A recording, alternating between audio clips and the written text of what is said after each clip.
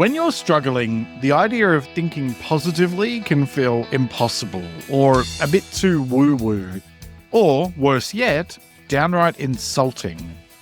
You know you're supposed to stay hopeful, but sometimes that just feels fake, or like it's way too much pressure, especially if it's after you've just watched the news.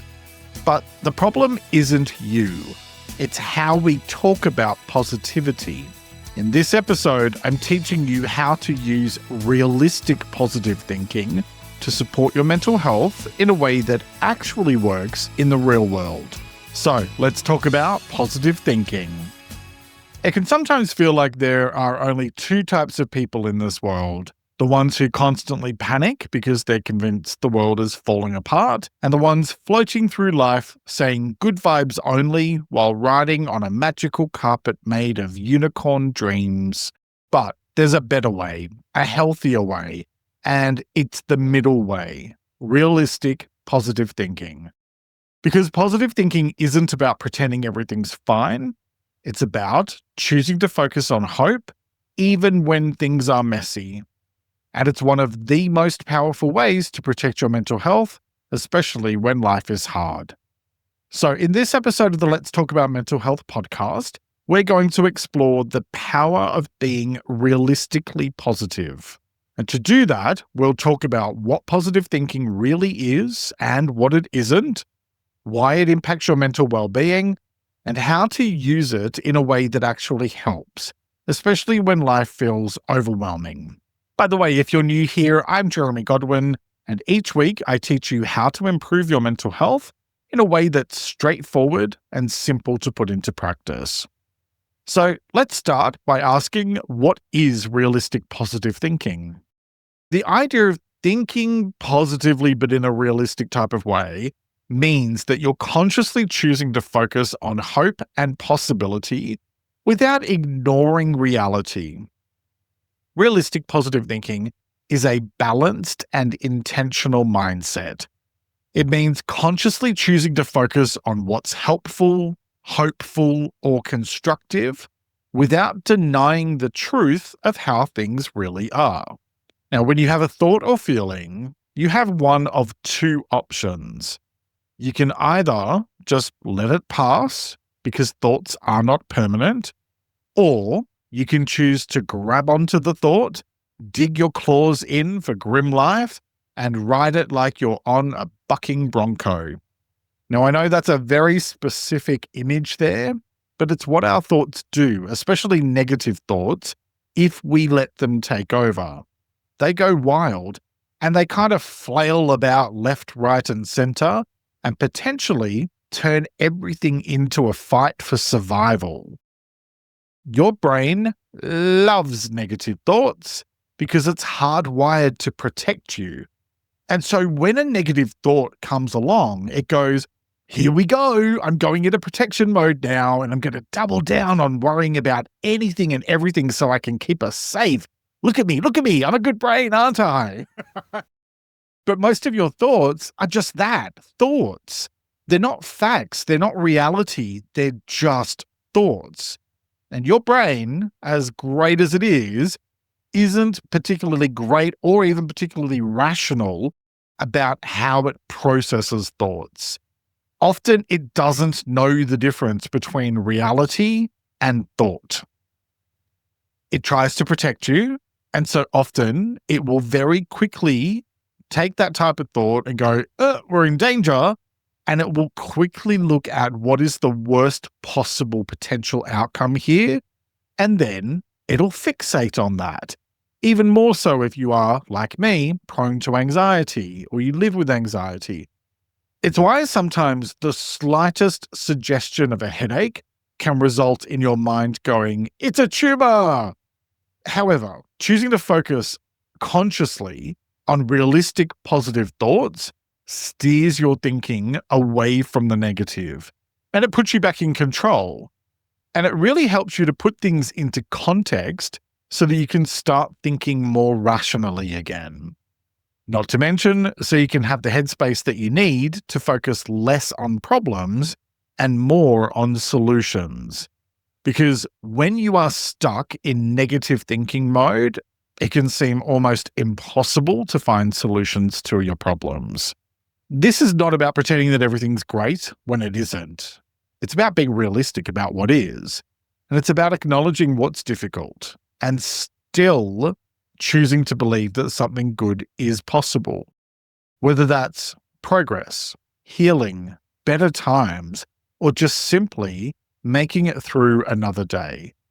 The way you think shapes the way you feel, which in turn shapes the way you act.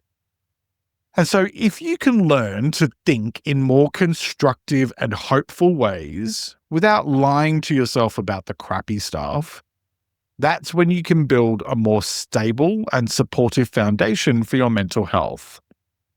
It's not about being relentlessly cheerful all the time or being some sort of Stepford wife. That's just delusional and borderline creepy. What it's about is giving yourself permission to hope, even if things are uncertain or difficult. Because hope is what keeps humanity alive. We're already here because we hope and keep on going. Realistic positive thinking is based on self-awareness and choice. It starts with asking yourself, what's true right now?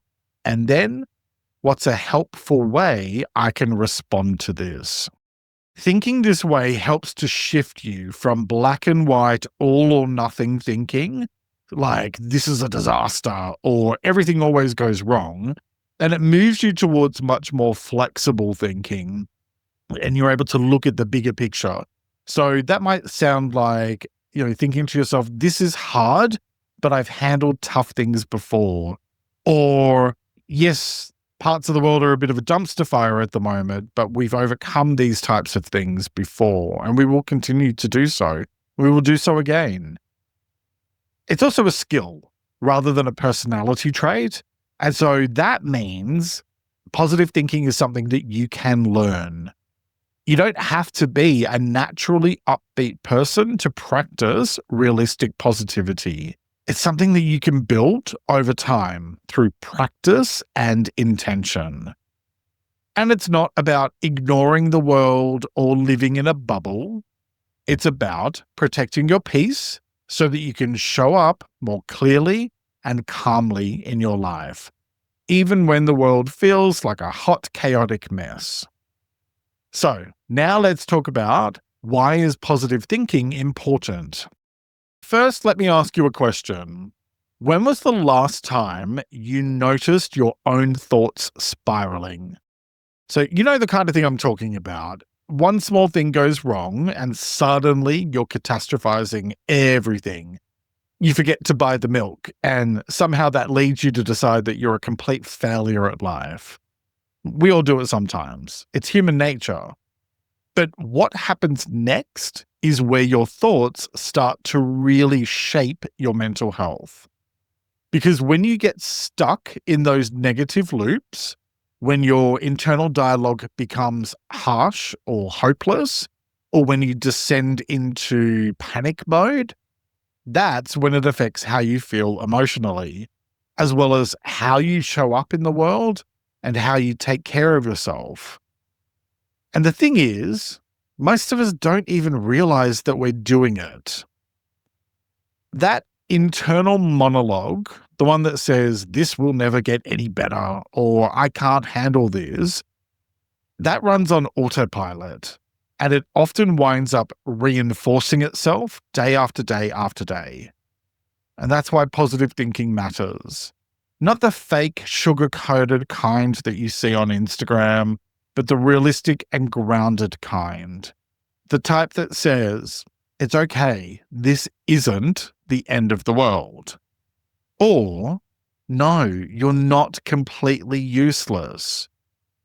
Because that type of thinking helps you to take back control of your mental space from those nasty and negative thoughts that want you to believe that you're the worst thing in the world. By the way, you're not. Those thoughts are only happening because your brain is trying to look after you in this kind of really messed up, tough love sort of way. Positive thinking helps you to calm those voices and to protect your peace. And more than that, it helps you to stop working against yourself. So let's break it down a bit more. Your thoughts shape your feelings. So if you're constantly telling yourself that things are hopeless or that you're not capable, then sooner or later you're going to believe that story, which will make it hard to see anything positive. And you're going to wind up feeling like rubbish about yourself, not to mention feeling more anxious and more stuck in whatever the situation is. Realistic positive thinking creates more helpful emotional states. It helps you to feel calmer and more confident and to feel more hopeful. And all of that is significantly better for helping you to take action than just wallowing in negativity. Positive thinking also supports your resilience. When you believe that things can improve, even if they're tough right now, that's when you're more likely to keep going and to look for solutions, both of which will help you to bounce back from setbacks. That belief becomes fuel. It's the thing that helps you to see the bigger picture and to believe that you can make a positive difference by focusing on what's within your control. You know, there might be a lot of nonsense going on in the world at the moment, but you have a choice. You can either put your hands up and resign yourself to being a victim of external circumstances, which is negative thinking in action, or you can say to yourself, okay, self, what can I do? I may not be able to change the entire world, but I can definitely make a difference at a more local level. And the more of us that do that, the more it adds up.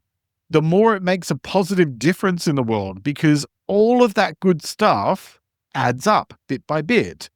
Never, ever underestimate the impact a single action can have on the world. Positive thinking changes your self-talk.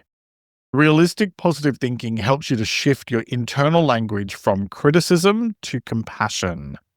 And when you start speaking to yourself like someone who's worth supporting, which you most definitely are, by the way, that's when you create a safer mental environment for yourself, instead of being your own bully and just constantly attacking yourself. It also helps to break the cycle of rumination. Negative thinking often leads you to spiral through these thoughts where you're replaying problems or issues over and over, imagining the worst case scenarios for things, or getting emotionally stuck, or going over things that did or didn't happen over and over again. But that doesn't change anything. Now, positive thinking doesn't mean that you just ignore problems. It's about consciously redirecting your mental energy away from the problem itself and towards potential solutions, towards what's helpful or possible. Because whether you focus your energy on problems or solutions, what you focus on is what you will focus on. Positive thinking also encourages action. Positive thoughts create more helpful emotions, and helpful emotions lead to more intentional behavior. So that might mean reaching out to someone for support, or addressing an issue, or setting a boundary, or even just getting out of bed and facing the day instead of giving in to the temptation to wallow in negativity. And positive thinking gives you back your power. When life feels chaotic, realistic positivity helps you to reconnect with your sense of agency. Because while you may not be able to control everything, which we just discussed in last week's episode, you can choose how you respond. And that can make all the difference to your mental well-being. So if your thoughts have been dragging you down lately, if your internal voice has become more cruel than kind, this is the type of mindset work that's going to help the most. Because mindset is everything, and everything is mindset. And once you start shifting the way you think, you shift the way you feel. And when you shift the way you feel, everything else becomes easier to manage. That's why positive thinking isn't just some feel-good trend or a basic affirmation on social media. It's a practical, evidence-based way to support better mental health in real life. So, how do you actually put realistic positive thinking into practice, especially when life feels messy or overwhelming? Well, that's exactly what we're going to be talking about right after this quick break. And welcome back. Now we're going to get into the how-to part of today's episode. So let's talk about how to think positively without ignoring reality. All right, so we're going to talk through a number of ways you can learn how to practice positive thinking. And I'm splitting these up into 4 broad themes: self-awareness, talk to yourself differently, build daily habits, and protect your emotional environment. So let's begin with self-awareness. And my first tip is shift your mindset with self-awareness. Let's start with the foundation of all positive thinking, being self-aware. Because before you can shift your thoughts in helpful directions, you need to first understand what's really going on inside your head. And you also need to gently challenge the stuff that isn't serving you. So take some time to sit with your thoughts and make some notes or use a journal as a way of expressing what you notice. Do this regularly and identify any patterns or ongoing thought processes that you need to be aware of. So I have one where I often become quite self-critical when I'm writing these episodes. And so now that I'm aware of that pattern, which only pops up every now and then, usually if I'm not in a great headspace about something else, when it happens, I can be a lot more proactive about it by addressing it before it gets out of control. So for example, by talking about it with my counselor or my partner, or reading through the types of wonderful feedback that I get from people like you, which helps to remind me of the good that my work does and why I do what I do, instead of just getting stuck in my own head about things, which is easy to do when it's just you on your own in front of a computer in a little home office. Next, let yourself feel what you feel. Positive thinking isn't about skipping over your emotions. It's about acknowledging them. That's the realistic part at play. Don't pretend you're fine when you're not. If you're feeling flat or anxious, or if you're just a bit off, name it and give yourself permission to sit with what's true. Because when you validate how you actually feel, instead of just forcing yourself to hurry up and get over it, that's how you create the space for more constructive and objective thinking. You don't have to wallow in these feelings. You can sit and acknowledge that they are what they are and allow them just to move through you. They will pass. Next, use and thinking. When things are tough, your brain often defaults into black and white modes, saying things to yourself like, "This is completely awful," or "I shouldn't complain." But 2 things can be true at the same time, and you need to allow space for that to be the case. So try reframing your thoughts with "and" statements instead. For example, "This is hard, and I know I can get through it." That one simple word, "and," creates space for 2 truths to exist. And that's a really important part of realistic positivity. Next, notice when you're catastrophizing. Your mind loves to run wild with worst-case scenarios. Catch those spiraling thoughts by asking yourself, am I imagining or observing? If it's imagination, pause, take a breath. Ask, what's the most likely outcome realistically? And then go from there. Challenging that automatic panic mode and also challenging yourself to focus on reality creates a much more grounded mental space for yourself. Next, let go of should. I hate the word should with a passion and a fury that burns deep and long. Because should is a word that just absolutely drips with shame. I should be more grateful. I should be more capable. No, what you should be is a lot more kind to yourself. Do that by swapping the word should with could. For example, I could try being more grateful today. That tiny shift makes your thoughts feel like they're a choice instead of a judgment or a punishment. Next, let go of the fantasy of control. Sometimes negativity is a form of self-protection.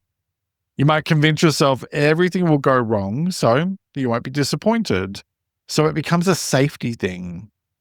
But real power comes from letting go of needing control.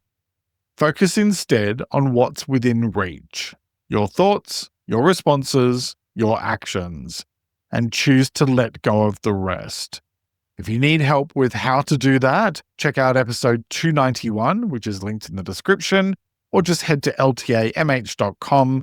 If you sign up to my free mailing list there, you actually get my weekly newsletter and full episode transcripts in your inbox every Sunday. Okay, so once you've started noticing your patterns, the next broad step is about talking to yourself differently. We kind of touched on it before, but the words that you use inside your head have real power. And so let's focus on speaking to yourself in ways that are grounded and kind and actually helpful instead of just being rotted and nasty to yourself. First, talk to yourself like someone you love. Your internal voice shapes your reality. So instead of letting your inner critic run the show, try this. When you're stuck in negative thoughts, ask, would I say this to someone I care about? It's a really simple one, but if the answer is no, then it's time to change the tone that you're using to talk to yourself. Kindness is not weakness.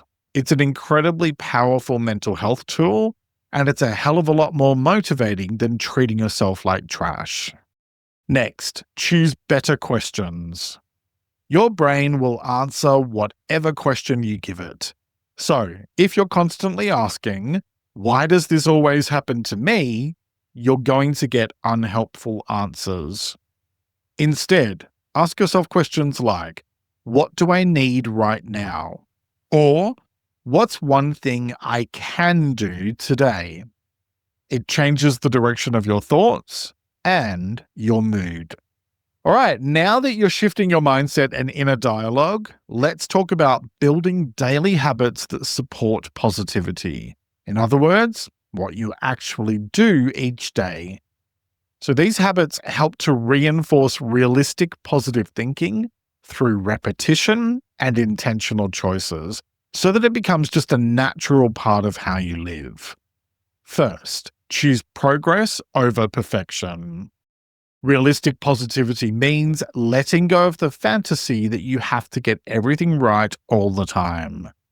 Instead of aiming for perfection, focus on progress, one small win at a time. That mindset shift helps you stay hopeful without feeling crushed under the weight of unrealistic pressure. Next, practice future-focused thinking. This one can be really powerful.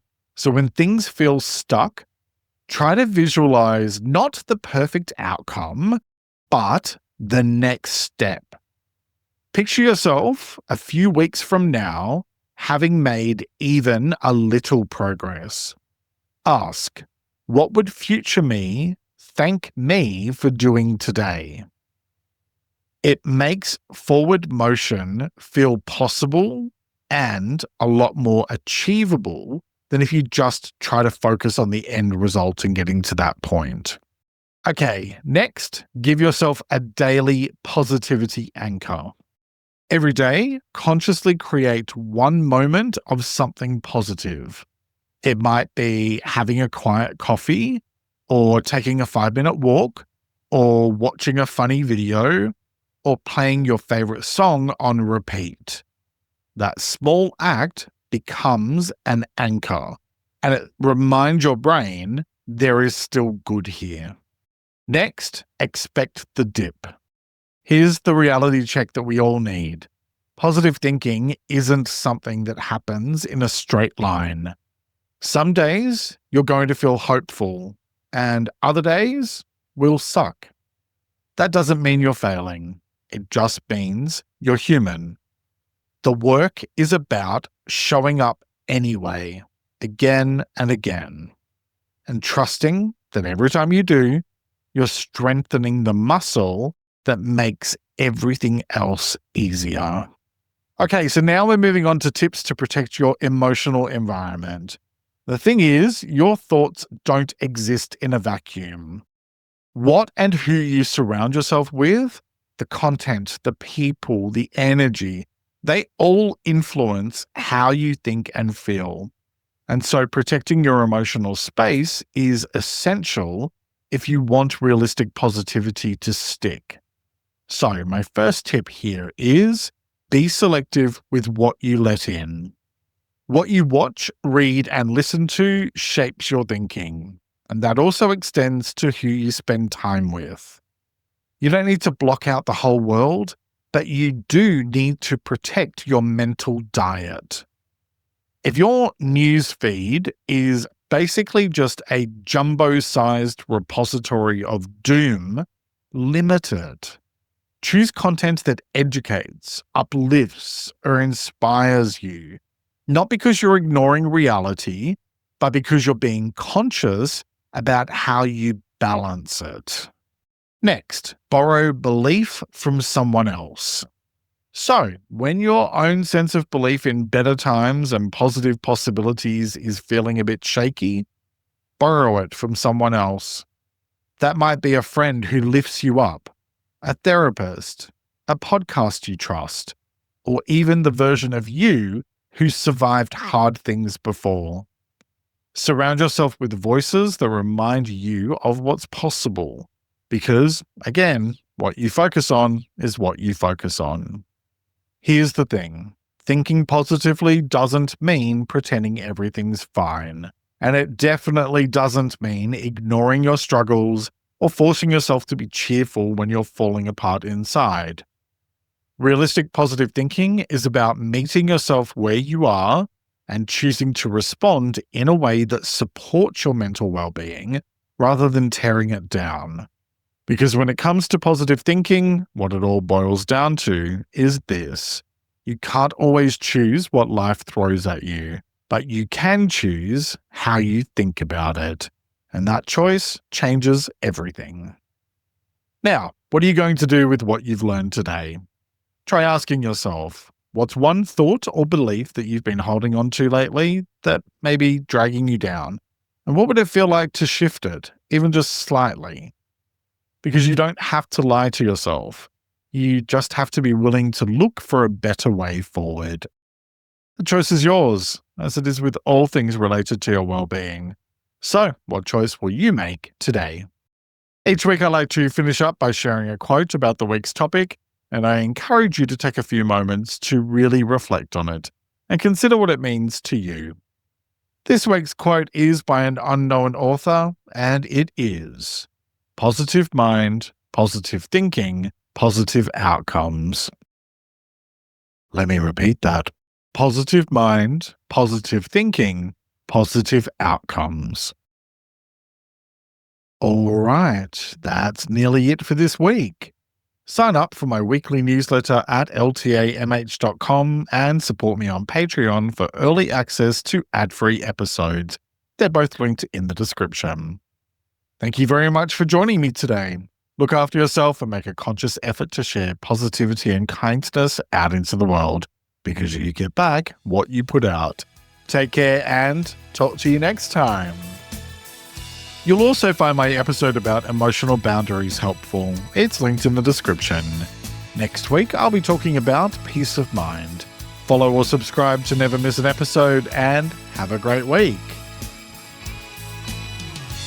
Let's Talk About Mental Health is an independent program. Discover more at ltamh.com.